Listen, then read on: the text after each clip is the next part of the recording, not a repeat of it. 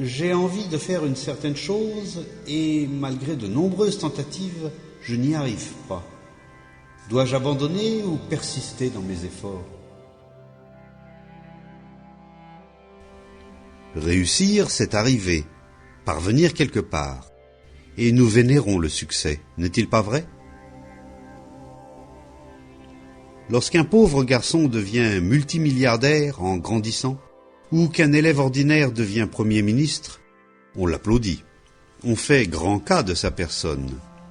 Donc, tous les garçons et les filles ont envie de réussir d'une manière ou d'une autre.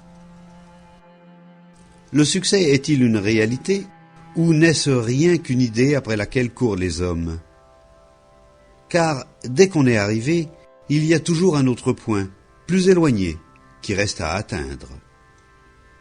Tant que vous êtes à la poursuite du succès, dans quelque domaine que ce soit, vous êtes voué à la lutte et au conflit, n'est-ce pas?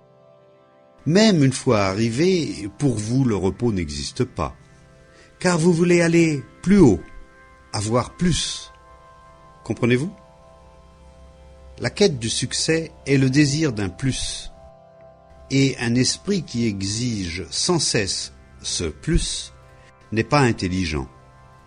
Au contraire, c'est un esprit médiocre et stupide, car exiger ce plus implique une lutte constante sous forme du modèle à suivre imposé à l'esprit par la société.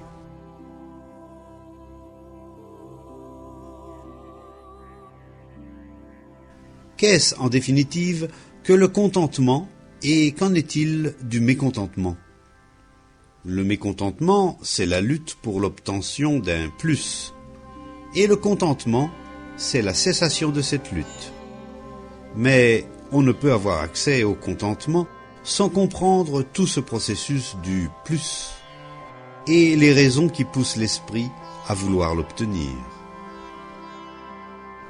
Si vous échouez à un examen, par exemple, vous devez le repasser, n'est-ce pas? De toute façon, les examens sont des événements très fâcheux, car ils ne sont pas significatifs. Ils ne révèlent pas la vraie valeur de notre intelligence.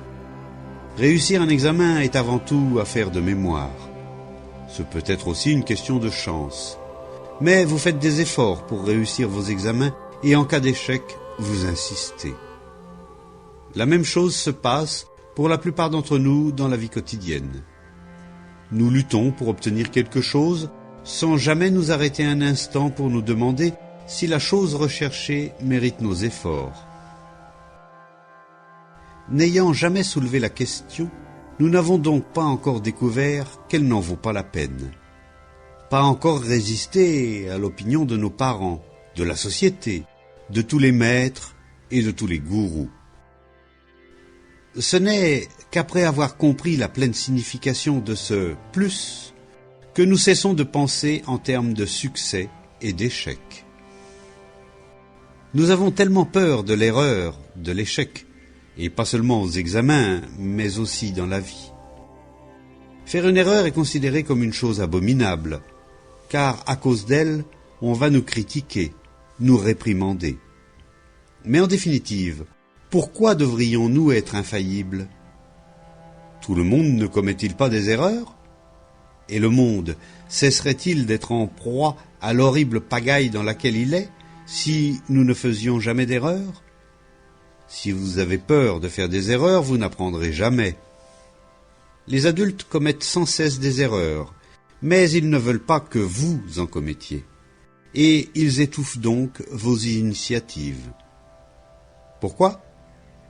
Parce qu'ils craignent qu'en observant tout, en remettant tout en question, en faisant des expériences et des erreurs, vous ne fassiez vos propres découvertes et que vous rompiez avec l'autorité de vos parents, de la société, de la tradition.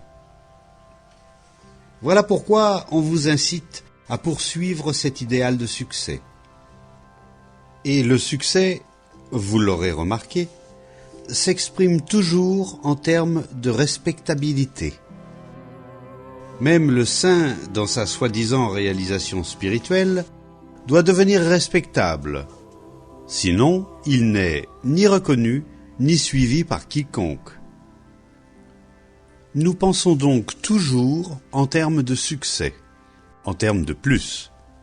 Et ce plus correspond aux critères d'évaluation de la société respectable.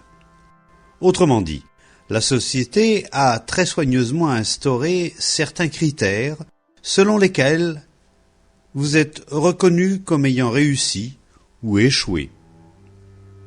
Mais si vous aimez une activité de tout votre être, vous ne vous préoccupez pas alors de succès ou d'échec. Nul être intelligent ne s'en soucie. Mais malheureusement, les gens intelligents sont rares, et personne ne vous parle jamais de tout cela.